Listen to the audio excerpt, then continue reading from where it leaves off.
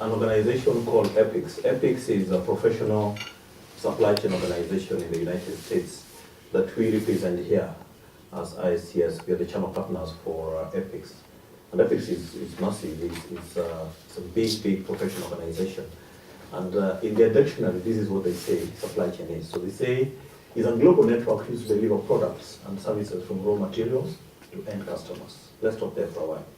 It's a global network used to deliver materials, to deliver products and services from raw materials to end customers. Okay? And then they go on and say, which is basically what most of you have described. Okay? Which is basically what most of you have described. And then they go on to say that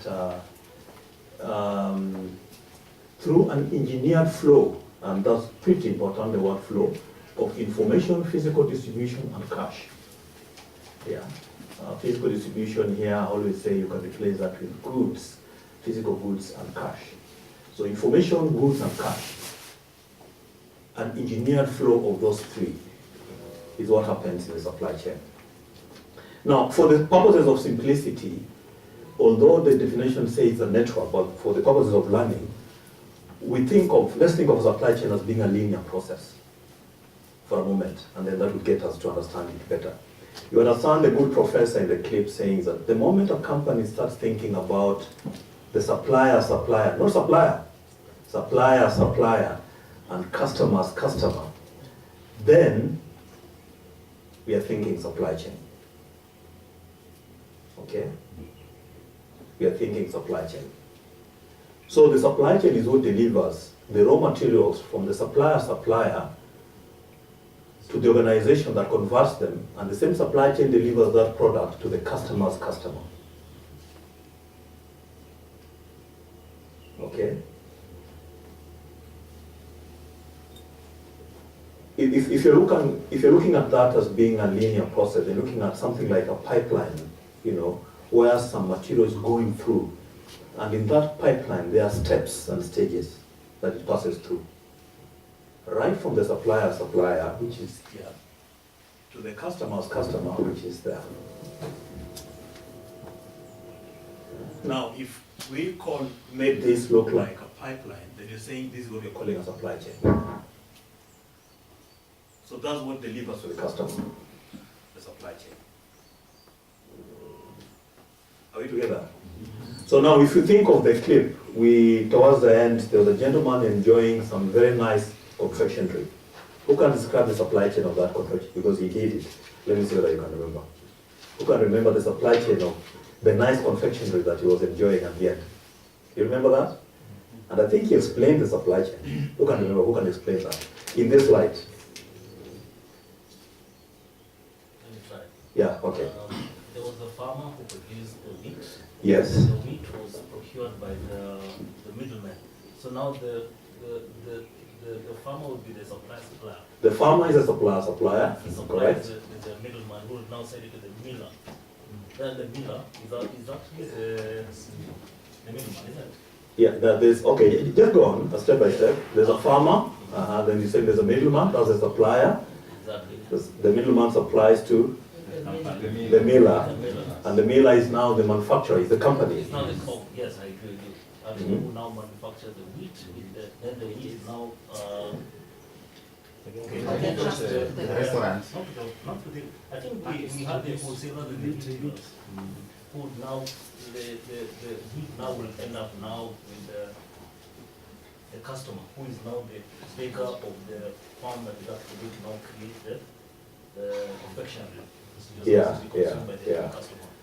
Yeah, so you're saying the miller, he has sold that product to somebody, a distributor or a supermarket, isn't it? And then the restaurant went and bought the flour. Yeah, so the restaurant in this case is the customer. Fantastic. So in our local setup here, which company would you think that supply chain would relate to? Which organization? In our local setup, which organization has exactly the same supply chain? Which organization has? Huh? No. UPL does not do Unga. No, the same with the same, exactly what you described, which company would relate to that? Unga Limited. Yeah. Unga Limited. Because there's a farmer who is a supplier. The farmer sells to somebody, the middleman. And most of the time, this middleman also does some little work. He adds some value, he removes the dirt from the wheat, cleans it a bit, isn't it? Then he sells it to the miller that crushes it into flour, packs it, and sells it to the customer, which could be Uchumi or Nakumat or Tuskies. And then we walk in there and buy it, and we become the customer's customer. Now, that's the supply chain of that product. Do we understand? Yeah, yeah. So, as I said, for the sake of understanding, we can look at that as being linear. Supply chains are never linear. It can get more complex. Because we find that there's a lot of products that were coming in at every point in the supply chain. But for the sake of our learning, let's assume it was. And that's what the supply chain is. Now, at the beginning of the clip, the supply chain was described. There were a lot of descriptions. Who can remember them? Yeah. You can remember the gentleman who was confused, and because even doesn't say it's something to do with demand. Demand and supply? One say it's very good. It's very good. Yeah, it's very good. But his exact thought supply chain is a very beautiful thing. It's a very beautiful thing, exactly. It's a beautiful, beautiful thing. Yeah, he didn't explain why, but I think because probably it gets him what he wants, or if he's working in supply chain, he's just enjoying himself. Yes. Yeah. What did the other say? Diverse. Fantastic, diverse. Because in supply chain, you talk about stock control, you talk about procurement, you talk about logistics, you talk about planning, you talk about all sorts of things. It's a diverse field. And that's what again makes it really, really, really interesting. Yeah. Anything else? What did he say about supply chain? Evolving. Supply chain is not, people in supply chain are not static. We're always thinking about how do we improve things. And that makes us getting from one point to another, from one level to another, from one way of doing things to the next. You can never be static as a supply chain person. There's always, the world is always looking for better ways of doing things. Yeah. We are going to talk about, if you really want to know how dynamic supply chain is, and this is not to just discourage you, we are doing a very good course. But there are people who have come up with a concept that is challenging what we are going to learn today. Somehow, they're saying that's not a good way. They've come up with another way, it's called DDMRP, demand-driven MRP, and they say, no, forget about safety stock, forget about what. This is the correct way. Now that's how evolving supply chain is. People are always ahead. Yeah. But I think you always have to probably, for you even to get to where they are now, we have to start somewhere and move and get there. It's only that we have to move much faster now so that we can be able to catch up with it. Yeah. So that we can be able to catch up with it. There are very many concepts in supply chain coming up. Very, very, very many things. Every single day, something new is coming up in supply chain. I was in a conference in the States last week, 2 months ago, and someone was presenting about something called the chronic disruption in supply chain. So we've now moved away from risk management in supply chain. People are talking chronic disruption. Do you hear that? So you must be on your toes. Supply chain is not like somebody said before, somewhere where I would say, if this guy is not performing in accounts, break a store. No, not anymore. We now need people who can move at that pace. That means you have to be good. It's an evolving field. Any other definition? Description? Unique. Unique? Why do you think it's unique? Because they say for every item, then the supply chain is different. It like for example, we're using Unga with this link, but if you go to another different item, then the chain changes. Fantastic, fantastic. And that's why, again, somebody mentioned when you're doing the introduction that he likes supply chain because there are lots of challenges. It's unique. If you go deeper into supply chain, you'll find that in a company like, say, KPLC, you've got a myriad of supply chains in there, and they're all different. They're not the same. It's unique. And that's what brings in those challenges, because the way you handle this is not the way you handle that. Fantastic. What was another definition, another description about supply chain? What can you remember? Confusing, yeah, we talked about that.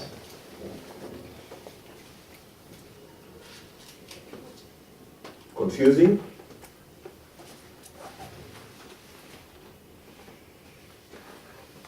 Powerful.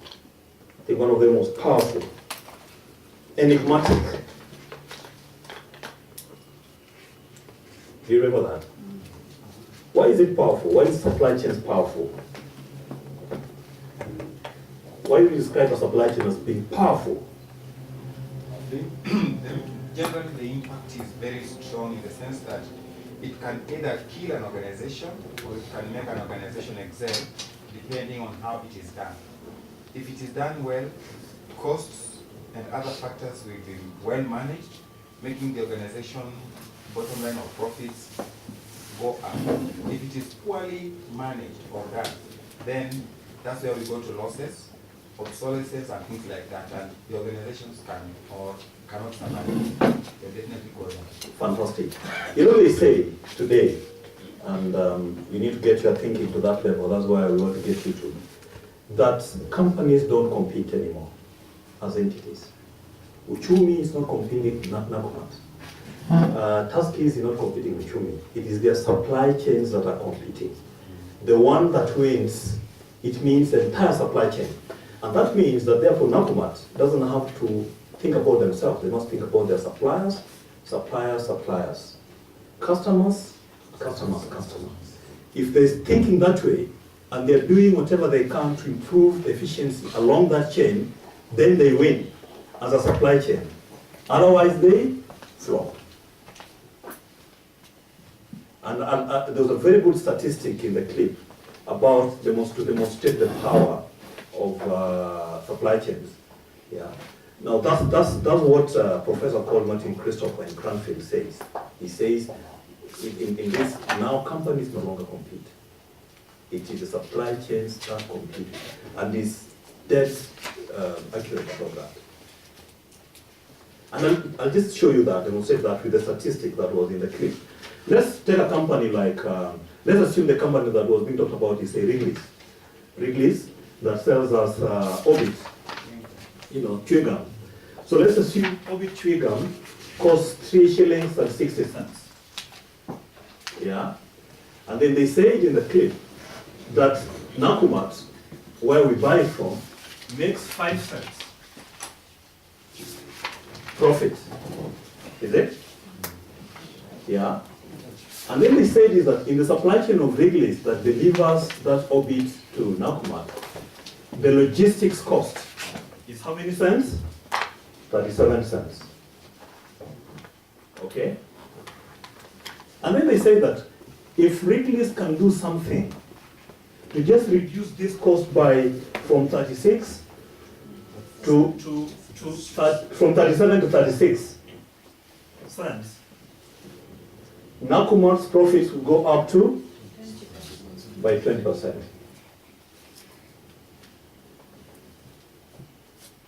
Now, is it so difficult to just get this down by 1 cent? But do you see the impact? Now let's see why then you're saying supply chains that compete. Wrigley's is part of that supply chain. Like Nakumat must be having thousands or hundreds of thousands of supply chains, isn't it? One of them would be supply chain of Orbit. Now, let's assume that it's a properly working supply chain, whereby Nakumat is working very closely with Wrigley's and with everyone else in supply chain. They've managed to reduce the cost. in that supply chain. It means Nakumat has profit goes up by 20%. Nakumat can decide that, look, no, we don't want to keep all the profit. The way to compete Tuskies is to, yeah, let's keep only 10%. We give 10% to the customer. And all that means that you walk into Nakumat and you get orbit at maybe, instead of 360, it's much lower than what you get it at another supermarket. And therefore that becomes your preferred supermarket for that product. And like with the supermarkets, what you tell them when we talk to them like this is, sometimes it's only one product that gets you into a store and you buy everything else. Yes. So maybe if I'm a fan of Orbit, that Orbit gets me to Nakumat and I end up filling my tray end of month family shopping because I went there because the Orbit is at a good price. You see how supply chains compete. So the actions by Wrigley's impacts the profitability of Nakumat. And therefore, when Nakumat sells, what happens? When Nakumat sells a lot of Orbit, Wrigley's makes a lot of sales. And people who sell sugar to Wrigley's and sell wrapping, packaging, are also selling a lot. And everybody is happy in the supply chain. Isn't it? Yeah. So it's the supply chains that are then competing as opposed to individual organizations. Now, in KPLC, you are lucky that you don't quite have an equal competitor. But I want to warn you that it will not be like that for long. It will not be like that for long. Once upon a time, there used to be a company called Kenya Post and Telecommunications, something like that. We had huge booths, red booths and all that, and it was a real monopoly. And then they had a small subsidiary called Safaricom those days, and they said, this is even not a very important child. We'll ignore this, neglect this child. And the child was really neglected. Yeah. Did they know what hit them? Yeah, through technology, the child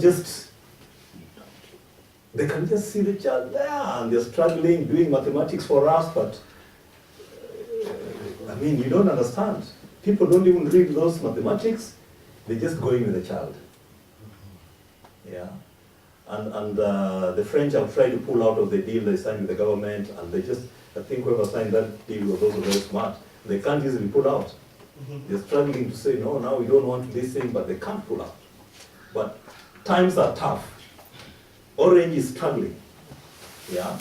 So, what I'm saying is, you may be a monopoly today, but unless you're ready to compete, you're saying we are ready for anything, for any eventuality, tomorrow somebody else will come that will just make your business close.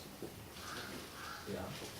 Now, an interesting one is again Safaricom, and it's now called Equitel. Very interesting. And I was relating that to KPLC and saying, you know, it's like somebody coming in, a competitor coming in, and the government says, because we want competition, we are giving you an equal competitor, but he's going to use your infrastructure.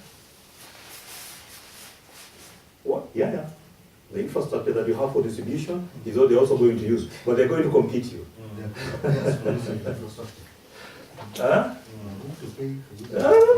They may pay you, but you see, it's the same situation now with Safaricom and Equitel, because they're going to use Safaricom SIM cards, ride on that, to do their business, and they've been allowed by the authorities. So did you? Safaricom fought that, and they were told, no, we must bring competition in this area. So something unexpected like that can happen. And imagine somebody coming in, they are more advanced than you are, they are riding on your infrastructure to kill you. Safaricom would be a difficult one to get out of business because they are also quite ahead. But I tell you, that's real competition for them. Yes, it is. Yeah. That's real competition for them. It's like cutting the full cake they had into half. That's the thing. So the only way then to be able to survive is to don't sit back and say, no, us now. KPLC, who else is there? We can do things the way we want. No. It's to think like you have that serious competitor today.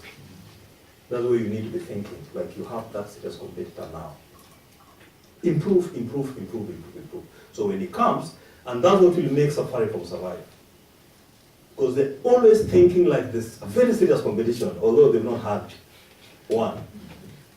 So now Equator will have to also work really hard to convince us that we can actually go that way and not the Safaricom way. If Safaricom was sitting on their laurels like this, it would have been an easy one for them.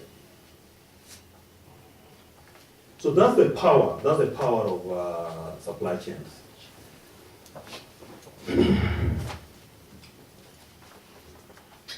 Now, what then is supply chain management? What we've talked about is supply chain. What about supply chain management? If you add management, what do we now mean? Anybody who wants to try? If you now say supply chain management, what are we talking about?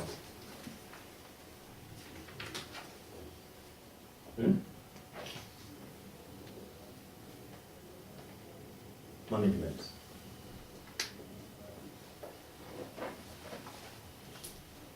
Supply chain management, Okuga? Just to give it a shot, maybe it's the way, I feel it's the way we do things. We lay down policies, strategies, and we say this is the way to do this thing. So the way we manage that system or that activity now becomes the management part of it, making sure that it flows the way it was meant to flow. Exactly. Anybody else want to try? I think it's the networking of all the activities. Networking all the stages. All the stages. Yeah. Good. Anybody else? Yes. Maybe how you plan, control, and direct the whole process. Plan, control, and direct the whole process. Yes. Can we say it's also the management of the informations and the processes that are involved in the whole chain? Yeah. Once upon a time when I was a student, I was told, you're not wrong by the way, but I was told, you are told to define management, you don't use management in the definition. So don't use another one, but you're pretty right. It is the, I don't know how I put it, but controlling, I can say it's controlling the informations and the processes that are involved from the end use to, from end to end. End to end. Fantastic. Linking of all that process. Linking of all that process together. Okay. Again, you're all right. Different versions of English, though, but you're basically saying the same thing. When you add the word management, really, what we are now saying is that, as we've seen, supply chains are complex, are very complex. Yeah. When you add the word management, over time, when people realize this is a powerful function, then people started thinking about how then make it function efficiently and effectively. Now, when you start thinking about that, now we are talking management. You want the supply chain to run well. You want it to deliver value. You are now managing it. It's management. Are we together? Yeah. So when you say management, then you're looking at how do we get this to operate efficiently, effectively. So let's see the definition. Now, this is a definition by an organization called Epic Supply Chain Council. Now, it became Epic Supply Chain Council this year. It used just the Supply Chain Council. It's also an organization we've related with since 2006. Unfortunately for us, this year they merged with another partner of ours, so we are now dealing with one partner. This is very good. So, Supply Chain Council and Epic merged, so it's now Epic Supply Chain. But the definition has been there even before they merged. And what the Supply Chain Council says is that the integrated processes of plan, source, make, and deliver. There's one that should be added there called a return, which is what you're talking about, reverse logistics. Spanning your supplier to your customer's customer. But then, most important is this, with operational strategy. So for you to get a supply chain to work well, first you must have a strategy. You must have something you're saying, this is what we want to happen for a given reason. And then you align everything you're doing to enable you to achieve that. So you should be asking yourself as KPLC, why are you here? What do you want to achieve? How are you contributing to the bigger whole? Yeah, now that's your strategy. So it's the integrated process of plan, source, make, and deliver, and return, spanning your supplier to your customer's customer, aligned with operational strategy, material, work, and information flows. Now, that's the definition of supply chain management. But again, in a nutshell, what I say is that it's all about making your supply chain work efficiently, effectively, so that you can deliver what you want to achieve for your strategic objective, so that the organization can achieve its strategic goals. That's supply chain management. Now, this organization called the Supply Chain Council, the Supply Chain Council is a professional organization that started just like a joke. A group of people in those companies you are seeing, Intel and Motorola and General Electric, the people who are running supply chain in the mid-90s, when supply chain was becoming, the word supply chain was there, and people were saying it's a good thing, but then the practitioners could not see how to get the value. So these executives in these companies came together and they started the Supply Chain Council. And what the Supply Chain Council did is now, this is an organization, and whatever they've developed has been developed by practitioners, not by professors. Now, that's the difference. And that's why us, we're very passionate about the Supply Chain Council, because we always want to see things happening. So what they did then is they said, now, how do we manage this supply chain? Everybody's talking about it, people are writing about it, they're just talking about the good things. Now, when a CEO reads in the paper that the supply chain will deliver something, they come to the supply chain person and say, can you make it happen? And it's like, how do I make it happen? Where do I start? So all these guys were having a common problem. So they sat together and said, now, first let's divide it into various process areas so that we can manage it. And that's how they came up with these process categories. They said, in a supply chain, you need to have 5 distinct management processes. The first one is planning. And as you can see, planning covers all the others, because you must plan all these. But apart from that, then you have source. Source is basically the processes around procurement, how you get materials in, how you manage suppliers. Then make are processes around conversion, and conversion here, or assembly. Yeah, if you are in restaurant business, conversion could be, like our friend was saying, making pastries or cooking. If in manufacturing, then it's obvious, is what goes on in the factory. What about yourselves? You assemble or convert? KPLC. Do you think you have a process area called make?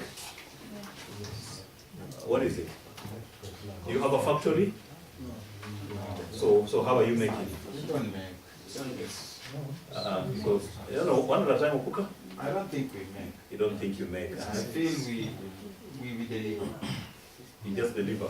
Yeah. Okay, without making? Okay, this is my perception of it. Yeah. We sell energy. We sell power. Yeah. So, originally we don't make it. I want to assume Ken Jen is making it. Kenji is making it. So maybe we are only adding value through our networks, making sure that it's available and things like that in the right time, always, and things like that, and then we deliver. Okay. But the making bit, maybe it will be clarified. Okay, fantastic. That's your view. What's your view? I think making in Kenya Power comes in infrastructure development. Yes, because that's where you assemble, get materials from different sources, and now do the right in infrastructure.